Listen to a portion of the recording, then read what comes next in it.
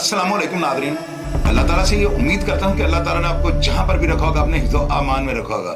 Nadreen, आप ये देखें कि फैसल कामरान जैसे दबंग DIG होते हुए लाहौर के अंदर जो है ना कैसे कब्ज़ा माफिया जो है ना थरथली में जा रही है, और लाहौर की सबसे जो है ना सबसे ज़्यादा रिच जो एरिया है लिबर्टी मार्केट, वहाँ पर एक दुकान के ऊपर कब्ज़ा करने की नाकाम कोशिश की गई है।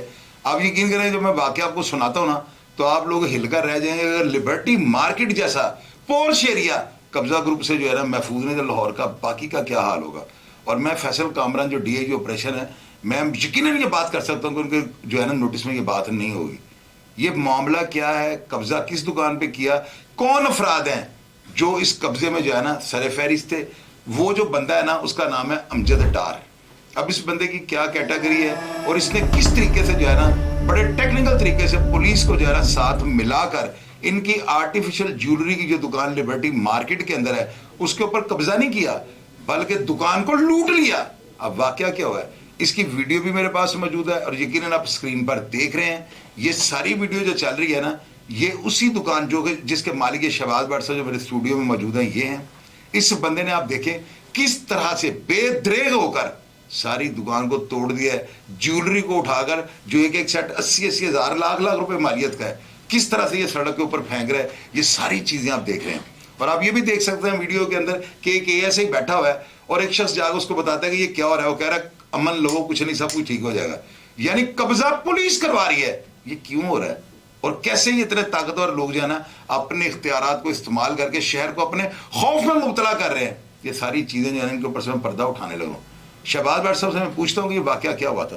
भट्ट साहब वाकया क्यों है? सर 1 वजे दुकान के बाप बेटा आए ने लाजमा 1 वजे बाप बेटा जुमे आए ने और इन्हें 10 ਤੋਂ 15 बंदे सन। उन्होंने जिन्ना समान है चुक के मेरा बाहर सट छड़िया, ओदी वीडियो मौजूद है। टोटल समान चुक के उन्हें बाहर सट के और चुक के लोग लै गए ने। वीडियो सारी नाज़रीन स्क्रीन पे देखते पे 1 करोड़ 60 लाख रुपए का मेरा माल सी जी। कुरान नहीं मानना, मैं कुरान ਹੁਣ ਫੜ ਗਿਆ ਤੇ ਕਹਾਂਗਾ ਜੀ। ਅੱਛਾ ਹੁਣ ਭੱਟ ਸਾਹਿਬ ਤੁਸੀਂ ਇਹ ਦੱਸੋ ਕਿ ਤੁਹਾਡੀ ਦੁਕਾਨ ਨੂੰ ਕਿਉਂ ਨੇ ਲੁੱਟਿਆ? ਤੁਹਾਡਾ ਤੇ ਨਾ ਕਿਹੜਾ ਕੋਈ ਐਡਾ ਮੈਚ ਪੈ ਗਿਆ ਸੀ, ਇਹ ਕਿਹੜਾ ਕੋਈ ਨੇ ਆਪਣੀ ਇਹਨਾਂ ਦਾ ਮਸਲਾ ਬਣਾ ਲਿਆ ਕਿ ਇਹਨੇ ਦੁਕਾਨ ਦਿਨ ਦਿਹਾੜੇ ਲੁੱਟ ਲਈ ਔਰ ਪੁਲਿਸ ਦੀ ਮੌਜੂਦਗੀ 'ਚ ਲੁੱਟ ਲਈ? ਇਹਦੇ ਪਿੱਛੇ ਬੈਕਗ੍ਰਾਉਂਡ ਕੀ ਸੀ? ਤੁਸੀਂ ਇਹਦੇ ਕਿਰਾਏਦਾਰ ਸੀ? ਮੈਂ ਸਰ ਇਹਨਾਂ ਦਾ ਕਿਰਾਏਦਾਰ ਸਾਂ ਔਰ ਮੇਰਾ ਸਨ 26 ਦੇ ਵਿੱਚ ਐਗਰੀਮੈਂਟ ਖਤਮ ਹੋ ਜਾਣਾ ਸੀ। एग्रीमेंट होया किदों सी? ये एग्रीमेंट 7 साल पहले हुआ सी। नागरिक जितनी बातें हम कर रहे हैं ना साथ साथ आप तस्वीर देखते जाएं, दरखास्तें, स्टे ऑर्डर, इनका जो जो एग्रीमेंट हुआ है हर चीज़ हम आपको स्क्रीन पे दिखाते जा रहे हैं। अगर किसी को इन तहरीरों के अंदर कोई भी चीज़ मशकूक लगे आप इसको स्क्रीनशॉट लेने के बाद जूम करके पढ़ सकते हैं और देख सकते हैं और अपनी तसल्ली कर सकते हैं कि हमने आपके साथ कोई प्लांटेड बात तो नहीं की। अच्छा फिर उस तो बाद गया ताड़ा एक एग्रीमेंट होता है, दुकान की किराए ते ले लेंदे हो। 2026 ਦਾ ਤੁਹਾਡਾ ਐਗਰੀਮੈਂਟ? ਮੇਰਾ ਸਰ 2026 ਦਾ ਐਗਰੀਮੈਂਟ ਸੀ ਜੀ ਜੀ। ਇਹਨਾਂ ਮੈਨੂੰ 3 ਵਾਰੀ ਬੁਲਾਇਆ, ਉਹਨੇ ਕਿਹਾ ਦੁਕਾਨ ਖਾਲੀ ਕਰੋ। ਮੈਂ ਕਿਹਾ ਮੈਂ ਪੂਰੇ 26 ਚ ਖਾਲੀ ਕਰਾਂਗਾ ਜਿਹੜੇ ਮੈਂ ਤੁਹਾਨੂੰ ਐਡਵਾਂਸ ਪੈਸੇ। ਉਹਦੀ ਵਜ੍ਹਾ ਕੀ ਸੀ? ਕਿਰਾਇਆ ਵੱਧ ਗਿਆ ਸੀ ਜੀ। ਉਹ ਜਗ੍ਹਾ ਦਾ ਕਿਰਾਇਆ ਵੱਧ ਗਿਆ ਸੀ। ਇੱਕ ਪਾਰਟੀ ਮੇਰਾ ਕੰਮ ਚੱਲ ਗਿਆ ਸੀ, ਉਹ ਕਹਿ ਰਹੀ ਸੀ ਮੈਨੂੰ ਲੈ ਕੇ ਦਿਓ। ਇਹਨਾਂ ਉਹਦੇ ਜਜ਼ਬਾਤ ਵਿੱਚ ਮੇਰੇ ਉੱਤੇ ਸਮਾਨ ਮੇਰਾ ਬਾਹਰ ਸੜ ਛੜਿਆ ਔਰ ਕਬਜ਼ਾ ਕਰ ਲਿਆ ਵੇ ਔਰ स्टे मेरे को मौजूद है अदालत किराएनामा मैं जमा कराना बकायदा। नहीं मैं ਤੁਹਾਨੂੰ ਗੱਲ ਪੁੱਛਣਾ, ਤੁਹਾਡੇ ਕੋਲ ਜਦੋਂ ਇਹਨਾਂ ਨੇ ਤੁਹਾਨੂੰ ਤਕਾਜ਼ਾ ਕੀਤਾ ਕਿ ਸਾਡੀ ਦੁਕਾਨ ਖਾਲੀ ਕਰ ਦਿਓ, ਜੀ ਜੀ, ਹਈਏ ਤੁਹਾਡਾ ਐਗਰੀਮੈਂਟ 26 ਦਾ ਹੈ। ਅੱਛਾ ਉਹਦੇ ਦੌਰਾਨ ਤੁਸੀਂ ਜਾ ਕੇ ਫਿਰ ਇhtiyatan ਸਟੇ ਲੈ ਲਈਦਾ? ਇhtiyatan ਸਟੇ ਲੈ ਲਿਆ ਕਿ ਕਿਤੇ ਮੈਂ ਨਾ ਜ਼ੋਰ ਜ਼ਬਰਦਸਤੀ ਜੀ। ਸਟੇ ਤੁਹਾਡੇ ਕੋਲ ਮੌਜੂਦ ਹੈ ਜਿਹੜਾ ਬਕਾਇਦਾ ਚੱਲ ਰਿਹਾ? ਬਕਾਇਦਾ ਮੌਜੂਦ ਹੈ। ਅੱਛਾ ਉਸ ਤੋਂ ਬਾਅਦ ਇਹਨਾਂ ਨੇ ਤੁਹਾਨੂੰ ਥ੍ਰੈਟ ਕਰਨਾ ਸ਼ੁਰੂ ਕਰ ਦਿੱਤਾ? ਜੀ ਜੀ ਜੀ। ਫਿਰ ਇਹਨਾਂ ਨੇ ਤੁਹਾਡੇ ਖਿਲਾਫ ਕੋਈ ਫੈਸਲਾਬਾਦ ਚ FIR ਵੀ ਦਰਜ ਕਰਵਾਈ? ਇਹਨਾਂ ਸਰ ਮੇਰੇ ਉੱਤੇ FIR ਕਰਾਈਏ। ਅੱਲਾਹ ਪਾਕ ਨੇ ਅੱਛੇ ਅਫਸਰਾਂ ਦੀ ਵਜ੍ਹਾ ਨਾਲ ਮੈਨੂੰ ਡਿਸਚਾਰਜ ਕਰਾ ਦਿੱਤਾ। ਉਹਦੇ ਨਾਲ ਤੁਹਾਨੂੰ ਕਿਹਾ ਕਿ ਤੁਸੀਂ 40,000 ਰੁਪਏ ਕੋਈ ਹੈ ਜੀ। ਉਹਦੇ ਚ FIR ਚ ਲਿਖਿਆ, ਉਸ FIR ਦੇ ਵਿੱਚ 2 ਘੜੀਆਂ ਔਰ 40,000 ਰੁਪਇਆ ਮੇਰੇ ਉੱਤੇ ਪਾਇਆ। ਅੱਛਾ ਯਾਨੀ ਉਹਦੇ ਤੁਹਾਨੂੰ ਪੁਲਿਸ ਨੇ ਅਲਹਮਦੁਲਿਲਾ ਤੁਹਾਨੂੰ ਕਲੀਅਰ ਕਰ ਦਿੱਤਾ, ਡਿਸਚਾਰਜ ਕਰ ਦਿੱਤਾ। ਬਹੁਤ ਅੱਛੇ ਆਫੀਸਰ ਸਨ। ਅੱਛਾ ਉਹਨਾਂ ਨੇ ਜਾਂਦੇ ਹੀ ਮੈਨੂੰ ਡਿਸਚਾਰਜ ਕਰਾ। ਅੱਛਾ ਉਸ ਤੋਂ ਬਾਅਦ ਤੁਸੀਂ ਵਾਪਸ ਆਉਂਦੇ ਹੋ? ਜੀ ਜੀ। ਤੁਸੀਂ ਆ ਕੇ ਆਪਣੀ ਦੁਕਾਨ ਤੇ ਬੈਠ ਜਾਂਦੇ ਹੋ? ਜੀ ਜੀ। ਤੁਹਾਡਾ ਫਿਰ ਇਹਦੇ ਨਾਲ ਫੱਟਾ ਸ਼ੁਰੂ ਹੋਇਆ, ਤੁਹਾਨੂੰ ਧਮਕੀਆਂ ਲਾਣੀ ਸ਼ੁਰੂ? ਧਮਕੀਆਂ ਲਾਈਆਂ। ਇਹ ਅਮਜਦ ਡਾਰ ਬਦਮਾਸ਼ ਹੈ ਜੀ। ਕਿੰਨੇ ਬੰਦੇ ਮਾਰੇ ਨੇ ਇਹਨੇ? ਇਹ ਮੈਨੂੰ ਨਹੀਂ ਇਹਨਾਂ ਪਤਾ। ਮੈਂ ਤੇ ਗੁਜਰਾਤ ਦਾ ਵਾਂ, ਪਿੱਛੋਂ ਗੁਜਰਾਤ ਦਾ ਵਾਂ। ਮੈਂ ਆ ਕੇ ਇੱਥੇ ਇਹਨਾਂ ਕੋਲ ਦੁਕਾਨ ਲਈ ਏ ਬਸ ਇੰਨਾ ਮੈਨੂੰ ਪਤਾ ਹੈ ਜੀ। ਤੇ ਇਹ ਉਹਨੇ ਬਦਮਾਸ਼ੀ ਫੁੱਲ ਉਹਦੇ ਪੁੱਤਰ ਨੇ ਨਹੀਂ, ਜਿਸ ਤਰ੍ਹਾਂ ਦੀਆਂ ਵੀਡੀਓਜ਼ ਮੈਂ ਦੇਖਣ ਡਿਆ ਵਾਂ ਉਹ ਤਾਂ ਇੰਜ ਲੱਗਦਾ ਵੀ ਉਹ ਸਮਾਂ ਬਿਨ ਲਾਦਨ ਦੇ ਨਾਲ ਇਹਦੀ ਸੈਟਿੰਗ ਹੈ ਜੀ। ਇਹਦੇ ਪੁੱਤਰ ਤੇ ਇਹਨਾਂ ਦੀ ਤਸਵੀਰ ਹੈ ਵੀਡੀਓ ਦੇ ਵਿੱਚ। ਇਹਦੇ ਪੁੱਤਰ ਦਾ ਨਾਮ ਉਮਰ ਡਾਰ ਹੈ। ਉਮਰ ਡਾਰ ਜੀ। ਉਹ ਵੀ ਬਦਮਾਸ਼ ਹੈ ਜੀ। ਅੱਛਾ। ਉਹਨਾਂ ਜਨਾਬ ਮੇਰਾ ਸਮਾਨ ਚੁੱਕ ਕੇ ਬਾਹਰ ਛੱਡ ਕੇ ਔਰ ਚੁਕਾ ਛੜਿਆ, ਮੈਨੂੰ ਨਹੀਂ ਪਤਾ ਕਿੱਥੇ ਕਿੱਥੇ। ਅੱਛਾ, ਉਸ ਤੋਂ ਬਾਅਦ ਤੁਸੀਂ ਕੀ ਕੀਤਾ?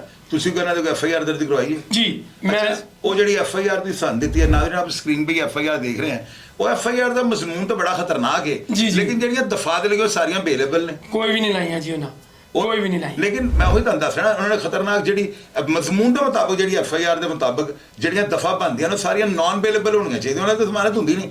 ਇਹ ਜਿੰਨੀਆਂ ਵੀ ਦਫਾ ਲੱਗੀਆਂ ਸਾਰੀਆਂ ਬੇਲ ਹੈ, ਤੇ ਲੱਗਦਾ ਪੁਲਿਸ ਨਾਲ ਸੈਟਿੰਗ ਕਰਕੇ FIR ਕਟਾਈ ਗਈ। ਜੀ ਜੀ ਜੀ। ਅੱਛਾ, ਤੁਹਾਡੀ ਯਾਨੀ ਕਿ ਤੁਹਾਡੀ FIR ਉਹਨਾਂ ਨੇ ਰੱਦੀ ਦੀ ਟੋਕਰੀ ਚ ਪਾ ਦਿੱਤੀ? ਰੱਦੀ ਦੀ ਟੋਕਰੀ ਚ ਪਾ ਛੜੀ ਜੀ। ਅੱਛਾ, ਤੇ ਤੁਸੀਂ ਉਹ ਜਦੋਂ ਤੁਹਾਡੀ ਦੁਕਾਨ ਤੋੜਨ ਆਏ ਨੇ, ਜਦੋਂ ਦੁਕਾਨ ਤੇ ਬਦਮਾਸ਼ੀ ਕਰਦੇ ਮੇਰੇ ਗੁੰਡਾਗਰਦੀ ਕਰ ਰਹੇ ਨੇ, ਪੁਲਿਸ ਦੀ ਮੌਜੂਦਗੀ ਚ ਕਬਜ਼ਾ ਕਰ ਰਹੇ ਨੇ, ਕਬਜ਼ਾ ਮਾਫੀਆ ਬਣੇ ਨੇ, ਤੁਸੀਂ ਉਦੋਂ ਕਿੱਥੇ ਤੋਂ? ਮੈਂ ਸਰ ਉਸਲੇ ਮਾਰਕੀਟ ਹੀ ਸਾਂ ਤੇ ਮੇਰਾ ਬੇਟਾ ਉੱਥੇ ਛੋਟਾ ਮੌਜੂਦ ਸੀ, ਉਹਨੂੰ ਉਹਨਾਂ ਨੇ ਧੱਕੇ ਮਾਰ ਕੇ ਬਾਹਰ ਕੱਢ ਕੀਤਾ ਔਰ 15 ਤੇ ਕਾਲ ਚਲਾਈ ਹੈ ਤੇ ਉਹ ਥਾਣੇਦਾਰ ਸਾਹਿਬ ਨੇ ਮੇਰੇ ਬੇਟੇ ਨੂੰ ਫੜ ਗਏ ਔਰ ਉੱਥੇ ਮਸਜਿਦ ਦੇ ਕੋਲ ਲੈ ਗਏ ਨੇ, ਉਹ ਪਰਲੀ ਮਸਜਿਦ ਦੇ ਕੋਲ ਉਹਨੂੰ ਬੇਟੇ ਨੂੰ ਬਿਠਾਈ ਰੱਖਿਆ ਤੇ ਮੈਨੂੰ ਬੇਟਾ ਟੈਲੀਫੋਨ। ਤੁਹਾਡੇ ਬੇਟੇ ਦਾ ਕੀ ਨਾਮ ਹੈ? ਇਬਰਾਹਿਮ।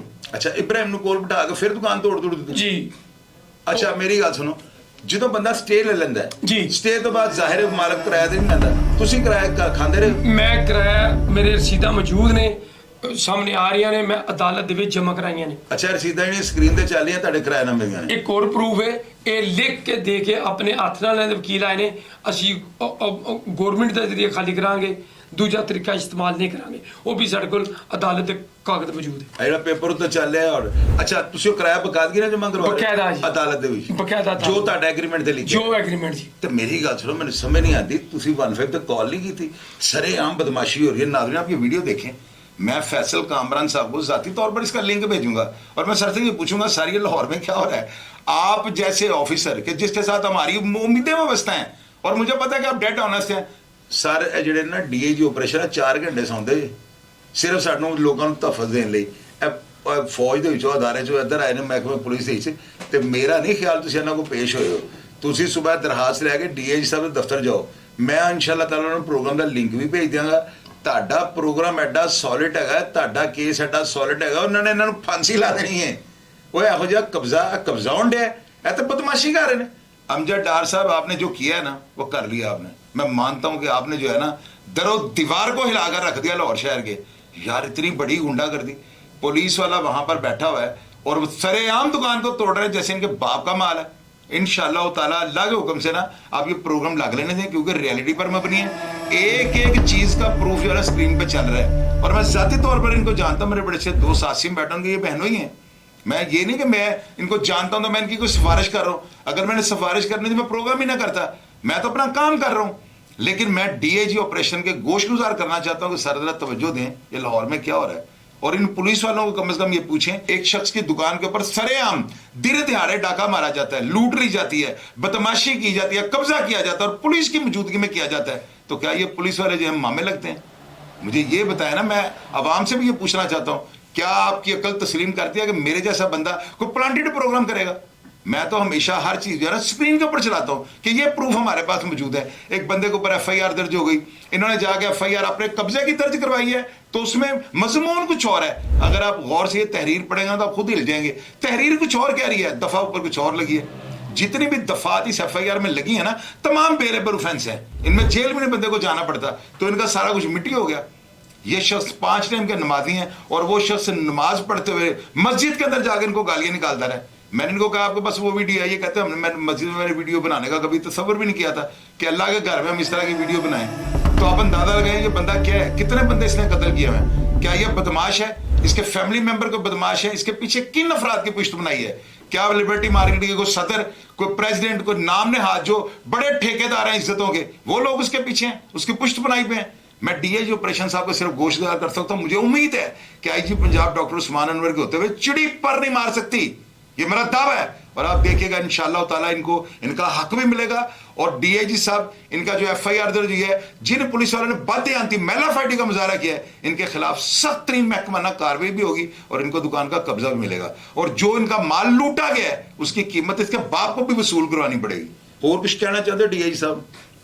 थैंक यू ਤੁਸੀਂ ਡੀਆਈ ਸਾਹਿਬ ਨੂੰ ਰਿਕੁਐਸਟ ਕਰਨੀ ਤੇ ਕਰ ਲਵੋਗੇ ਜਨਾਬ। ਅਸੀਂ ਤੇ ਸਰ ਮੈਂ 16 ਤੋਂ ਉੱਥੇ ਬੈਠੇ ਹਾਂ ਸਰ। ਪੁਰਾਣਾ ਮੇਰਾ 1 ਸਾਲ ਰਹਿ ਗਿਆ ਸੀ, ਸਿਰਫ 1 ਸਾਲ। ਇਹਨਾਂ ਨੇ ਮੈਨੂੰ ਧਮਕੀਆਂ ਦਿੱਤੀਆਂ ਨੇ ਬਹੁਤ ਜ਼ਿਆਦਾ।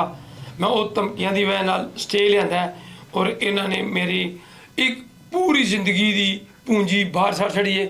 ਔਰ ਮੇਰੇ ਉੱਤੇ ਇਸ ਲਈ ਲੋਕਾਂ ਦੇ ਕਾਫੀ ਪੈਸੇ ਨੇ ਜਿਹੜੇ ਮੈਂ ਹੁਣ ਸ਼ਹਿਬਾਜ਼ ਭਾਈ ਸਿਰਫ ਇੱਕ ਗੱਲ ਇਨ ਸ਼ਾਰਟ ਦੱਸ ਦਿਓ, ਅਗਰ ਤੁਹਾਡਾ ਲਗਾਇਆ ਹੋਇਆ ਕੋਈ ਇਲਜ਼ਾਮ ਗਲਤ ਹੋਇਆ ਜਾਂ ਕੁਰਾਨ ਇਮਾਨ ਤੇ ਤੁਸੀਂ ਹਲਫ ਦੇਣ ਲੱਗਿਆ ਥੜਕ ਗਏ ਤੇ ਤੁਸੀਂ ਆਪਣੇ ਝੂਠ ਦੇ ਖੁਦ ਜ਼ਿੰਮੇਦਾਰ ਹੋ। ਮੈਂ ਜ਼ਿੰਮੇਦਾਰ ਸੀ। ਤੇ ਜੇ ਤੁਹਾਡਾ ਹੱਕ ਤੁਹਾਨੂੰ ਨਾ ਮਿਲਿਆ ਤੇ ਮੇਰਾ ਵਾਅਦਾ ਜੇ ਕਿ ਮੈਂ ਡੀਆਈਜੀ ਸਾਹਿਬ ਕੋਲ ਜ਼ਾਤੀ ਤੌਰ ਤੇ ਜਾ ਕੇ ਉਹਨਾਂ ਪੁੱਛਾਂਗਾ ਸਾਰਾ ਕੀ ਹੋ ਰਿਹਾ ਤੁਹਾਡੇ ਹੁੰਦੇ ਆ। ਮੈਨੂੰ ਤੇ ਬੜੀਆਂ ਉਮੀਦਾਂ ਨੇ ਆਈਜੀ ਸਾਹਿਬ ਕੋਲ ਤੇ ਡੀਆਈਜੀ ਆਪਰੇਸ਼ਨ ਤੇ ਸੀਸੀਪੀ ਲਾਹੌਰ ਸਾਹਿਬ ਕੋਲੋਂ। ਇਹ 3 ਅਫਸਰ ਜਿਹੜੇ ਉੱਤੇ ਲੱਗੇ ਨਾ ਇਹਨਾਂ ਦੇ ਹੁੰਦੇ ਆ, ਉਹ ਤੁਸੀਂ ਗਏ ਨਹੀਂ ਇਹਨਾਂ ਕੋਲ। तुसी कितने ना को चले जाते तुहानू लग पता जाना है। मेरा प्रोग्राम देखकर अगर आपको पसंद है या कमेंट बॉक्स में आप इस वाकया के मतलब किसी बात को जानते हो या इस करैक्टर अमजद के बारे में आपको बात ऐसी जानते हो जो मैं आपको ना बता सका तो लाजमी कमेंट बॉक्स में लिखिएगा, ताकि अदारों को मुतहर्रिक होने में और इनको इंसाफ देने में किसी भी किस्म की कबाहत महसूस ना हो। अपना ढेर सारा ख्याल रखिएगा जी। पाकिस्तान जिंदाबाद।